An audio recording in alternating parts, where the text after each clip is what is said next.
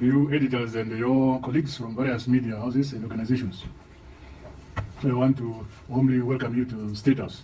I do so mindful of the fact that this is the first such meeting we are holding, and that you represent different ownerships, editorial paths, and tendencies which, in some, constitute our national media industry. President Mnangagwa's address to the media was a carefully crafted mix of reassurance, control, and political maneuvering. He framed the press as a key partner in nation building, while subtly implying the need for media alignment with state interest, raising concerns about press freedom. His rhetoric on economic resilience painted sanctions as a catalyst for growth rather than a burden, deflecting blame from domestic policy shortcomings. While he praised the agricultural sector, he avoided discussion on industrial diversification or deeper economic reforms. The most contentious moment came when he was asked about extending his term rule beyond constitutional limit.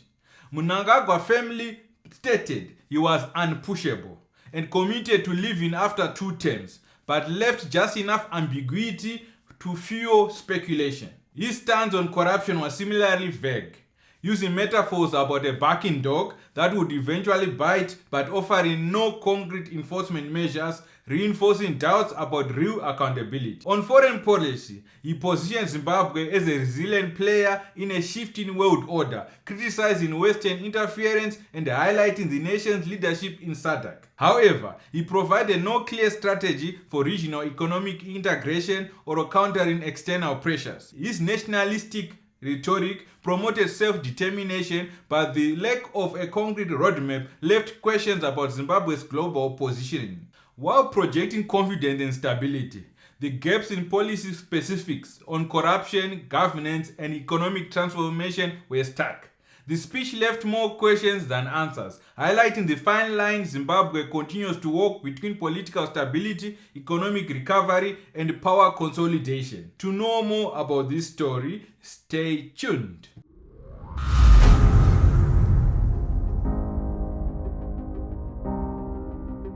Welcome back to the Fraud News channel. I'm your host, Boss Robert. Thank you to those who have subscribed, liked our videos, left comments. We appreciate your support. To those who have not yet subscribed to the channel, please show your brother some love and click that subscribe button now. Thank you for that. Back to the story. The Geza Revolution, spearheaded by ZANU-PF Central Committee member and war veteran Blessed Bombshell Geza, has emerged as a formidable internal resistance against attempt to extend President Mnangagwa's rule beyond his constitutionally mandated 2 terms. This movement directly challenges the so-called 2030 agenda, an initiative by Mnangagwa's allies who seek to alter the constitution to secure his continued leadership beyond 2028. The pushback highlights a growing divide within ZANU-PF, where some factions remain loyal to Mnangagwa while others, particularly war veterans and long-standing party members, oppose any perceived attempts at power entrenchment. The movement signals a deeper struggle within the ruling party, where internal succession battles are already shaping the political landscape. In response to these internal tensions, Mnangagwa has publicly reaffirmed his commitment to constitutionalism, stating unequivocally that he will not seek any extension. This calculated stance serves multiple strategic purposes. Firstly, it allows him to project an image of a leader who respects the rule of law, an essential factor for maintaining legitimacy both domestically and internationally. By presenting himself as a statesman who adheres to Zimbabwe's constitutional framework, he strengthens his standing with regional and international actors, particularly the African Union (AU) and Southern African Development Community (SADC), both of which emphasize democratic governance and constitutional rule. Secondly, Mnangagwa's approach is designed to neutralize dissent within his party by controlling the narrative. By publicly rejecting a 3rd-term bid, he distances himself from overzealous supporters advocating for constitutional amendments while still allowing speculation to persist within the corridors of power. However, others are not biting the bait, but remain adamant that this is pure deception. Let us watch the following video clip and let me know what you think in the comment section below. The first thing that I want to remind the people of Zimbabwe, if you are a leader, you are not supposed to be seen indicating left when you are turning right. To be frank and honest, if Mnangagwa was really meaning his words that he's going to leave the office at the end of his term, then definitely there was no reason why he would allow the other section of his organization, the ZANU-PF members, the other faction, to be seriously continuing talking about the 2030 mantra. So we are not kids, we are not young, to be told that he, as he's explained, that he's a constitutionalist. He is going to abide by the Constitution. And now we are very well informed that this constitutionalism he's talking about, he is now trying to twist the Constitution so that the 2030 mantra will be now put into the Constitution, then it will make him go through the amended Constitution. So we are not at any time accepting what he has said, because he's trying to play around with our minds as if we also as citizens do not think. So I just need to say, as citizens, our position still stays that he must go. Either sooner or at the end of his term. Not any time beyond after that. So our position is he must go. Mnangagwa's strategies bear strong parallels to Sun Tzu's art of war, particularly the principles of deception, indirect engagement, and strategic patience. One of Sun Tzu's core teachings is the idea of appearing weak when strong, strong when weak. Mnangagwa's constitutional stance serves as a feint. While he publicly upholds the law, the political machinery within ZANU-PF may still be working to consolidate his long-term influence. He effectively removes himself as a direct target of opposition by allowing allies to push the 2030 agenda on his behalf while he maintains plausible deniability. This tactic aligns with Sun Tzu's directive to let your plans be dark and impenetrable as night, and when you move, fall like a thunderbolt. By keeping his true intentions ambiguous, he ensures that political opponents both within and without his party remain uncertain about his actual endgame. Moreover, Mnangagwa's handling of the Geza revolution mirrors Sun Tzu's emphasis on psychological warfare and the manipulation of perceptions. He understands that an overt confrontation with dissenters within ZANU-PF could fracture the party, so instead of direct suppression, he adopts a more measured response that positions himself as a law-abiding leader. This aligns with Sun Tzu's concept of winning without fighting. By allowing the opposition to expend energy on resisting a move he claims not to be pursuing, he weakens their influence while maintaining strategic flexibility. Additionally, Sun Tzu emphasized the need for a leader to cultivate loyalty and cohesion among his ranks. Mnangagwa's messaging reassures his supporters that his leadership remains stable while simultaneously testing the loyalty of those within the party who might be angling for power. The broader historical context also plays a role in Mnangagwa's strategy. Having risen to power through a military-backed transition in 2017, he remains acutely aware of the role of the security forces play in Zimbabwe's politics. His constitutionalist posture can also be seen as a means to maintain the confidence of the military elite, who may be wary of supporting an unconstitutional power grab that could destabilize the delicate balance within the state's power structure. By publicly affirming his respect for the constitutional limit, he signals to the military that he remains a leader who governs within an established legal framework, ensuring continued loyalty. Moreover, Mnangagwa's approach to the Geza revolution and the 2030 agenda is a masterclass in strategic ambiguity. He disarms opposition by denying any intention to extend his rule while allowing enough speculation to keep his political future fluid. His tactics, rooted in Sun Tzu's principles of deception, patience, and perception management, demonstrate a calculated effort to maintain power while avoiding direct confrontation. Whether his denials are genuine or a strategic ploy remains to be seen, but his ability to navigate this internal and external pressure will determine the trajectory of Zimbabwe's political landscape in the coming years. While President Mnangagwa's public commitment to constitutionalism and adherence to term limits serves as a strategic move to present himself as a law-abiding leader, This portrayal is fundamentally undermined by his administration's track record, particularly in light of the Al Jazeera gold mafia expose and persistent allegations of corruption. His claims respecting democratic norms and legal frameworks cannot be taken at face value when juxtaposed with the systematic corruption, illicit financial dealings, and power entrenchment strategies that have characterized his tenure. The Al Jazeera Gold Mafia documentary reviewed a vast network of gold smuggling and money laundering operations implicating high-ranking Zimbabwean officials, including individuals closely associated with Mnangagwa. Recently, his administration has been allegedly implicated in a POS bank scandal. Let us watch the following videos for more context. Kings. Mugabe was dethroned in a military coup in 2017. His successor is Emerson Mnangagwa. Today, we are witnessing the beginning of a new and unfolding democracy for our country. President Mnangagwa is using a UN climate change conference to attract foreign investment. Zimbabwe is open for business. His presidential envoy is also at the conference and agrees to meet undercover reporters. Zimbabwe is like really open for business when we say these things. Okay. He says he has the president's authority to make a deal with Mr. Stanley. The name is plenipotentiary. Plenty simply means full privilege. It means power, so full power. That means I can sign contracts, I can sign treaties with the government without the president getting involved. And then they will be lying. Hubert Angel is Zimbabwe's ambassador at large to Europe and the Americas. He's part of what we call the diplomatic mafia. He's also a self-proclaimed prophet.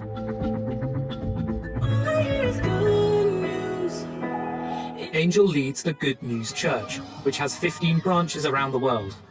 Woman with a trapped nerve. He appears to heal the sick. Yeah. It takes the power of God, but it takes somebody to believe for something to happen like this.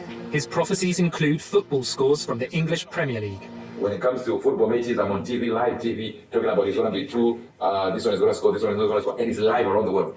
Before a match plays, we'll tell you if it's draw. Today is what? West Ham versus Leicester City, right? I'm just hearing. Both teams scored 2-2, just as Prophet Angel prophesied. Powered by the Holy Spirit, Hubert Angel.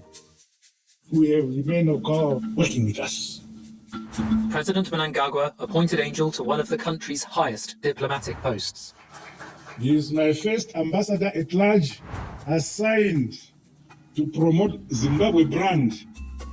We have to subject this young man to training in diplomacy. It's difficult to train a prophet.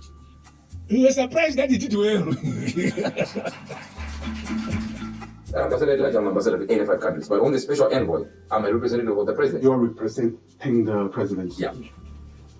So if you then look on paper, on that position, I'm number 2. And there's no position like that in the country. It was just one position that was never filled in. And it's created for you. Yeah, it was created. So one and only one. Miss Sin is another undercover reporter. She's posing as Mr. Stanley's financial advisor. We have a government. Yeah. I can call the president now, not tomorrow, now, and put him on speaker. It's not an issue. The president's trying to create a legacy right now. So it is the right time to strike now. He has actually gone through the processes earlier on. Gone through ZIDA and the joint venture unit of ZIDA. And the joint venture unit of ZIDA had actually unearthed the red flags within this investor group. And this investor group is called Hebrew Investment Group. If you Google it, you won't find it. And it's being funded by one bishop, Morris Brown Gwedegwe. And this Brown Gwedegwe has no history of doing any business in the country. In fact, any search on the internet, it will lead you to a time when he was fired from the Anglican Church by Bishop Kunonga for embezzling church funds. This is the guy who's fronting this so-called Hebrew Investment Group. And this Hebrew Investment Group went through the processes, through ZIDA. And the ZIDA joint venture unit actually flagged up that this is a bogus institution. And they just dismissed them. But what then happens? A presidential directive to the Attorney General's office. And the Attorney General's office then writes instructing the POSB CEO and POSB board to take this investor on board. And this is a presidential directive. And the president... Have you seen this directive? Yes, I've seen the directive. I have a copy of it. You have a copy of it. If you have it, I think it would be prudent for our viewers to actually have a look at it, so that they know that you're not you know. This is the presidential directive. This one. This is the directive from the president's office, instructing the attorney general's office to instruct a financial institution to say, take this investor. And if you research on the investor, this is a bogus, a Ponzi scheme. But why would the president sign this way? He has appointed a whole. He put a whole. What do I call it? I'm not very business-like. The Zimbabwe Investment Development Agency, ZIDA. No, not ZIDA. The one that is led now by the former Reserve Bank Governor, John Mnangagwa Investment Fund. It's not the responsibility of, but it is under the president's office, right? So it is within. No, the Mnangagwa Investment Fund is the one that is now holding the shares, POSB shares, on behalf of the government of Zimbabwe. So ideally, this is an investor's issue. So the joint venture should have been between the Mnangagwa Investment Fund and the so-called international investor, which in this case happens to be a bogus group called Hebrew Investment Group, which has no history of any financial activity that you can find out. In fact, if you Google some of the directors, the CEO, one called ML Ku, you find out that this is just a bogus individual in the United States who set up a Twitter account and a Facebook account and began to promise people that he was going to come up with an investment unit in 2020. And if you go through the post on his Facebook account, it's in 2020, it was coming soon. In 2021, coming soon. In 2022, coming soon. In 2024, coming soon. This guy is not known for anything. But here, this is the guy that gets a presidential directive written in his name to say, Attorney General, go and force the POSB board to take this bogus institution on board and to open the bank's vaults to these criminals. But surely, if the president did not exercise his mind on that, then he's not fit for office. Definitely, he's not fit for office. And if you read the articles of incorporation of the joint venture, it's so shocking. It's shocking to the extent that it undervalues even the capital base, the asset base of the bank, the balance sheet of the bank. They purport that the assets of POSB are valued at 10 million. That's the contribution that the Zimbabwe government through POSB will be investing in the joint venture. But if you look at the financial statement of POSB as at 31 December 2023, you'll find out that their balance sheet indicates that they have a net worth of 85 million in terms of total assets. But this arrangement undervalues the total asset of the bank to 10 million. But this directive, Jealous, reading it, assuming that it is genuine. I see the president's signature. That's there, and it was signed on the 12th of February 2025. But looking at this directive, Jealous, it says that this directive outlines the action to be taken by the Attorney General for the socio-economic and sustainable development of Zimbabwe, including but not limited to the payment of arrears and future salaries for all civil servants, members of parliament, and armed forces and war veterans, as well as the immediate amelioration of the living conditions and quality of life of all Zimbabweans through the People's Own Savings Bank. I mean, isn't this a very good thing to ensure that all our civil servants are well paid and the lives of Zimbabweans are improved? but you don't pay the civil servants, you don't pay war veterans, you don't invest in your health sector through a creation of a slush fund. Because if you go down and you read, there's a section where the president instructs the Attorney General to set up a team that is going to preside over that, paying of arrears of salaries for civil servants, paying war veterans. So set up a team. The president has a Minister of Finance. A Minister of Finance which is seized with those responsibilities. But there's a directive to the Attorney General to set up a payroll structure to pay civil servants, a payroll structure to pay war veterans, a payroll structure to invest in the health sector, a payroll structure to pay students, a payroll structure to embark on infrastructure development. Is that how government is run? The president has a cabinet. The president has a cabinet, and there's separation of powers. The president has a cabinet, he works through cabinet. He is a Minister of Finance, and in this instance, he has not only the Minister of Finance, but he has the company that holds the shares for POSB, the Mtapa Investment Fund, which he formed, by the way, and some of us have reservations about it. He also has the Reserve Bank as the licensing authority. And these ones are not coming into play. He is writing a directive to an Attorney General, and the Attorney General, acting on an illegal directive, is approaching the board of a bank, instructing them to take an investor. Is that the duty of the Attorney General?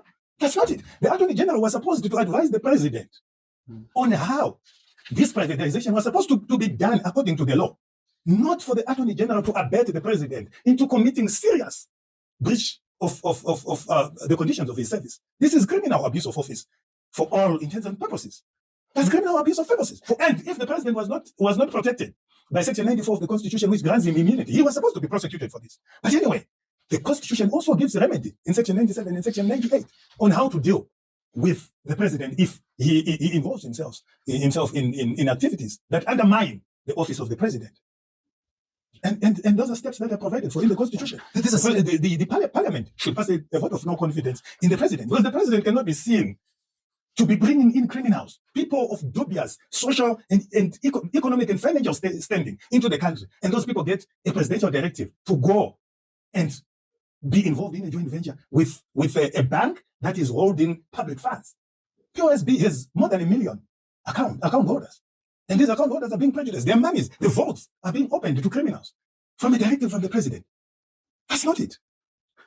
If the president was made to sign this directive without applying his mind to it, then it speaks volumes about the cognitive state of our president at this juncture. For corruption, for us to say this is a corrupt deal, we need to be able to establish what was the personal gain, what would the president stand to gain on this? Because I mean, this could... you get that. You get that from Article 4. Article 4 of the Articles of Incorporation. It states that this is the structure. The structure was that 70% of the shares in POSB will be owned by this Hebrew investment group. That's one. Then 10% owned by the Zimbabwe government through its contribution to the assets of POSB. Then another 10% will be held by what the Attorney General and those that drafted this MOU call public elites. And these public elites, I don't know them. I've never seen a term called public elites. But when I applied my mind, these are very rich, because the elites are extraordinarily rich people and inexplicably rich people in a society. And the fact that they are public means they are in power. So 10% reserved for those that are in power, that are in government. Then the last 10% will be owned by what is called private elites. And who are private elites? These are business people who have been unfairly benefiting from their interaction with the public elites, and they've amassed exorbitant amounts of wealth. Gigananda. So he has opened for the Gigananda. And we know some of these Giganandas always circle around him. Surely you can't say the president is not involved. If he was not involved, why did he sign this directive? If he had no interest, if his interest was national interest, this thing should have gone through the national institutions that are there.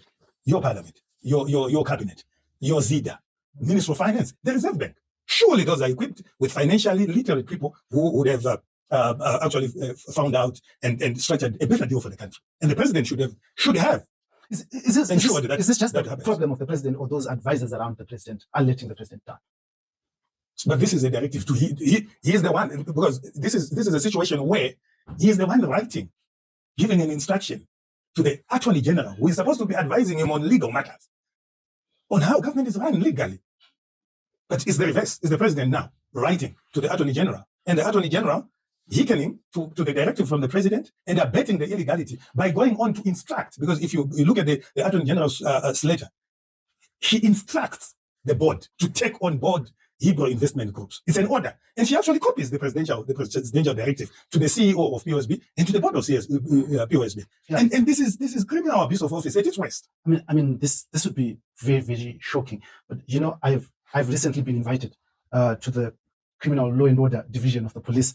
I'm not really sure why I've been invited, probably for doing interviews. So I want you to be very, very clear. I mean, have you verified these documents? Yes. That I'm holding right here? Yeah. I've done my research. I've also researched, and I've gotten information that before this group came back with the presidential directive, they had gone through ZIDA. And ZIDA had expressed serious reservations. One, because of the amount invested, the amount that this group purported to be injecting 6 billion into our economy. Mind you, this is more than our national budget. So anyone who would then purport to be coming with 6 billion, people would really ask questions. What's the source of the 6 billion? And just to get a bank, yes, with 6 billion. And they couldn't explain the source, which is a red flag. They couldn't explain the source. And also the interest rate, if you read the MOU, the interest rate is 0.3%. So they're saying we are bringing in 6 billion and you give us, we take an interest of 0.3% per annum. You see, the minimum threshold that you have for, or the benchmark interest rate for risk-free assets in the United States, where this company is purporting to be coming from, is 4.7%.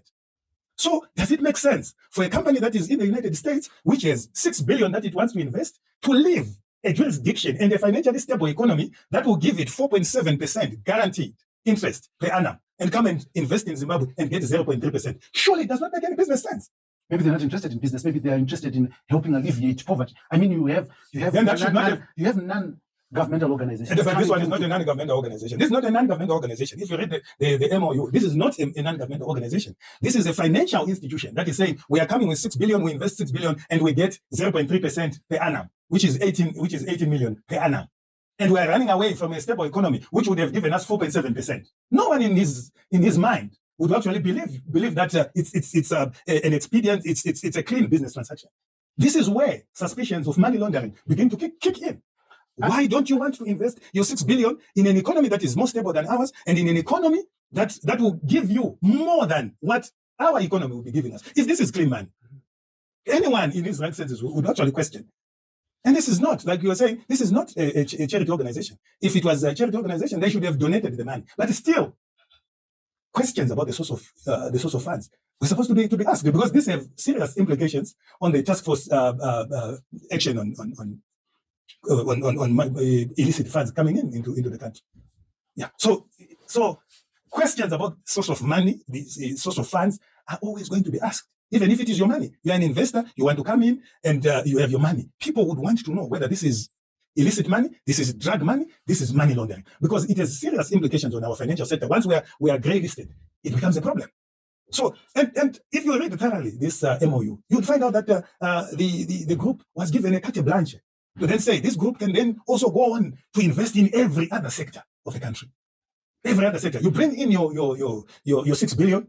You are now responsible for paying our civil servants. You are now responsible for paying our army. You are now responsible for paying our health personnel. You are now responsible for paying our war veterans. Enough of it, you have actually bought the whole country. It's a serious security matter.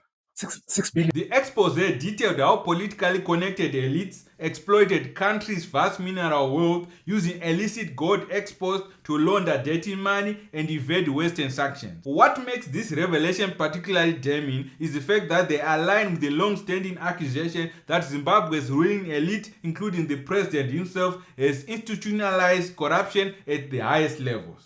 These scandals directly contradict Mnangagwa's public image as a reformist leader committed to the rule of the law, exposing a glaring inconsistency between rhetoric and reality. This is further affirmed by the allegation of intimidation and torture of political rivals and opposition forces to his administration. Let us watch the following video for more context. The theme is the rejection of Emerson Mnangagwa 2030 life presidency agenda intensifies in Zimbabwe. And I underline, intensifies in Zimbabwe. That is the theme of today's presser. Welcome to you all, once more, members of the Fourth Estate, to this important press conference following the one that we held on the 15th of January at this same venue. The NDWG stands hand in glove with all the progressive forces calling for immediate transformational change in Zimbabwe.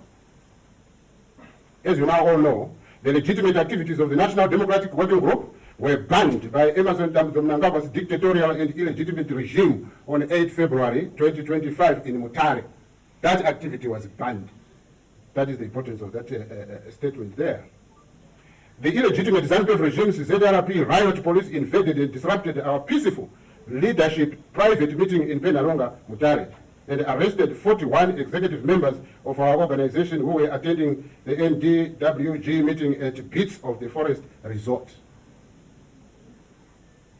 We were exposed to torture, inhuman and degrading treatment before we were thrown into holding cells at the Penalonga police station and later transferred to Mutare General Police Station.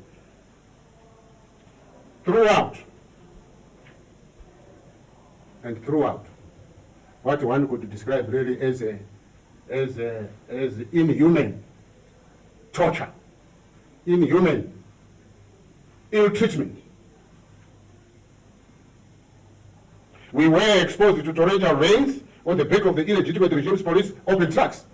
This was my first experience, really, to see human beings being ferried in open trucks in heavy rainfall, loaded worse than even any commodity, because commodities are cared for. We were not cared for by those who had captured us. Let us warn Emerson Mnangagwa's illegitimate ZANU-PF regime that we will not succumb to its arm-twisting dictatorial tactics to silence us. This has actually strengthened our inclusive movement to make the bold declarations that we are going to pronounce today, here, now. After the vicious military attack on our meeting in Mutare on Saturday, 8 February 2025, the National Democratic Working Group reconvened on the disrupted meeting on Sunday, 16 February 2025, through the cyberspace and resolved the following.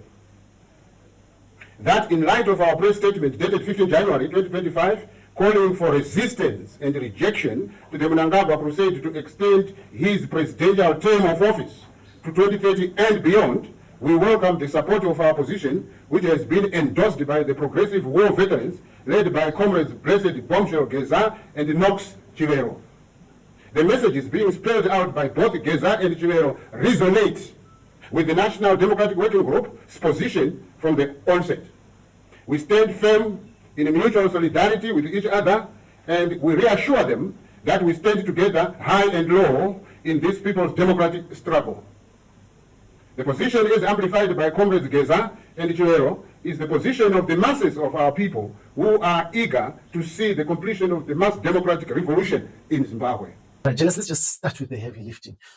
President Mnangagwa, when he met with the editors yesterday, it was categorically clear that he is not interested. In fact, the question that he was asked, what happens, what is he going to do with those people who are persuading him to go beyond 2028? And he said, I am going to persuade the persuaders, not to persuade me. Well, should Zimbabweans be happy that our president is a constitutionalist, is not going to adulterate or molest the constitution, and is going to leave office in 2028? I think the statement that you have just quoted, that he is going to persuade the persuaders not to persuade him, it gave out a lot. For me, it talks about someone who is no longer in control of the party. Because if he was in control of the party, he should have just put a marker on the ground and told those that are illegally pushing for the extension of his term of office. But just stop it. He's a constitutionalist. He allows democracy. He allows democracy. I mean, that's what constitutionalists do, right? People say we want 2030. They are free to air their opinion. But those that are saying they don't want 2030, they're not free to express themselves, because those that have expressed themselves in ZANU-PF have been suspended. And the president has not done anything about it. Yet he's saying people are free to talk about it. So people are free to campaign for him to illegally extend his term of office. And those that are criticizing that illegal campaign find themselves suspended in the party. 51 members of ZANU-PF have been suspended for either not shouting that 2030 slogan or coming out in the open like Comrade Bombshell to say this is nonsense. They have been suspended.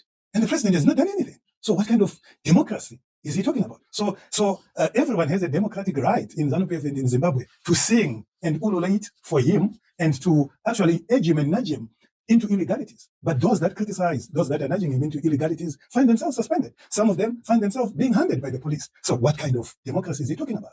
In fact, we have seen him inviting those 2030ists to his farm. He prepares food for them, and they do these slogans. And we've actually seen him dancing to some of these 2030 tunes at the National Hero Theatre. Yet this is the person who is now purporting to be saying he's not for the illegal extension of his stay in office. When we see him dancing to that, surely the idea of extending his stay in office titillates him. Moreover, his administration handling of corruption investigation further erodes any credibility in his constitutionalist stance. While Mnangagwa has often proclaimed zero tolerance for corruption, there have been no meaningful prosecutions of key figures implicated in financial crime. He claims that the government is backing, but it will soon bite. When he came to power in 2017, he was condemning corruption at every center. He even gave people a water for 3 months to return spirited money. They extended it by money. Then names of the accused were published in the newspapers, and that was the end of it. And people now, they believe that the government backs more than it buys. How far fighting corruption in the country? In fact, some people, they're saying that the biggest problem is about the economy, but it's corruption. I think when the dog begins backing, the next is to bite. So if we are backing, what is left is biting. And for how long are you continue to back? You will feel the bite when we bite. Instead, anti-corruption measures appear weaponized, used selectively to eliminate political rivals rather than genuinely address systemic malfeasance. The failure to hold powerful individuals accountable, especially those linked to illicit gold smuggling and financial fraud, suggests that his so-called adherence to constitutional principle is merely a political facade rather than a genuine commitment to governance reforms. The contradiction between Mnangagwa's public statements and his administration's actions extend beyond corruption to political repression and judicial manipulation. His government has repeatedly cracked down on opposition voices, arresting critics, suppressing dissent, and using judiciary as a tool to maintain power. The 2023 elections were marred by reports of intimidation, voter suppression, allegations of rigging, and all of which point to a broader pattern of undermining democratic institutions while simultaneously claiming to uphold constitutional norms. These tactics align more with authoritarian consolidation than with principles of law-abiding democratic leader. Mnangagwa's constitutionalist rhetoric must also be understood within the context of his own rise to power. His ascent to the presidency in 2017 was facilitated by a military-backed coup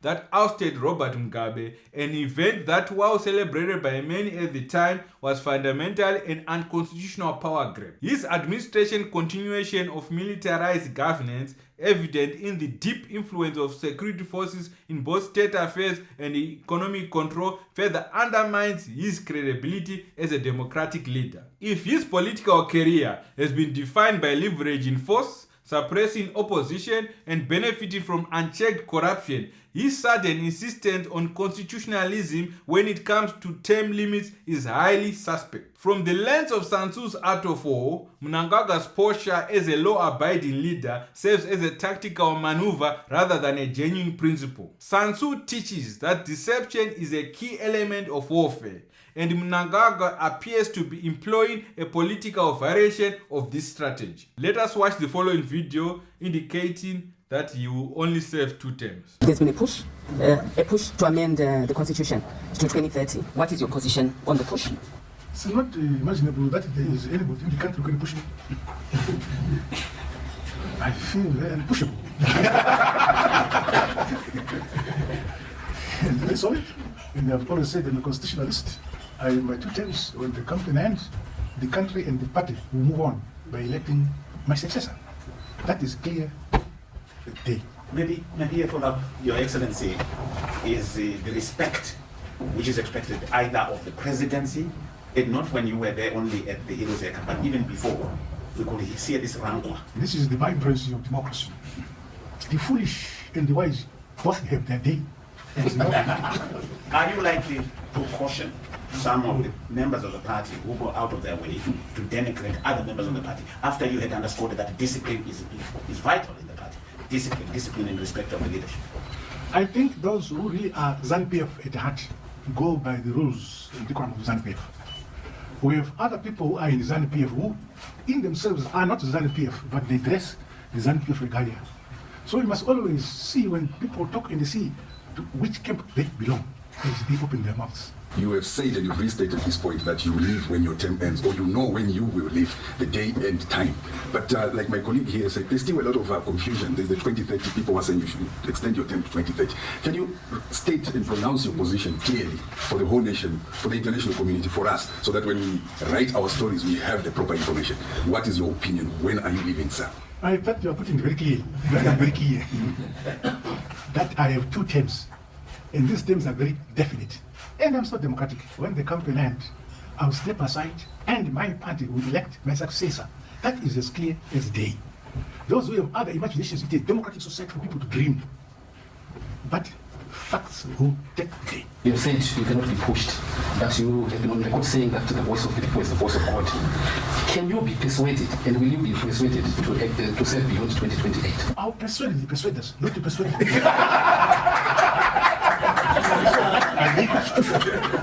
Most of your first term, a lot of people are actually warming up to the policies of the government, and now people, they begin to say we are fatigued by the same narrative where the economy continues to tank. Do you believe that Zimbabweans, they've really understood where you and your government are going in terms of wanting to uplift their lives and better the economy? Yes, it is not easy to have everybody on the body at the same time. But as we move on, people will understand the trajectory we've checked for ourselves. Any policy enunciated by any political party can be subjected to interrogation by other elements in society, and that is democracy. And I'm not worried about that. But we are focused on what we agreed as NPO to implement our policy. By asserting that you step down after 2 terms, he diffuses growing tensions within his party, pacifies international observers, and creates an illusion of democratic legitimacy. However, this move could also be a misdirection while he continues to consolidate power through alternative means, such as grooming a loyal successor who safeguards his interests post-2028, or subtly paving the way for constitutional amendments under the guise of party pressure. Ultimately, Mnangagwa's claims of being a constitutionalist do not hold water when examined against the broader context of his administration, corruption scandals, electoral manipulation, and history of political maneuvering. His strategy is not about upholding democratic principles, but about preserving power and controlling the political narrative. While his denials of a 2030 term extension may serve immediate strategic interests, they should be viewed with skepticism, as history suggests that those who rise to power through force and corruption rarely relinquish it willingly. Let me know what you think about this video and the current development in Zimbabwe in the comment section below. If you have not yet subscribed to the channel, please show your brother some love by clicking the subscribe button now. Thank you for watching. See you on the next video. God bless you.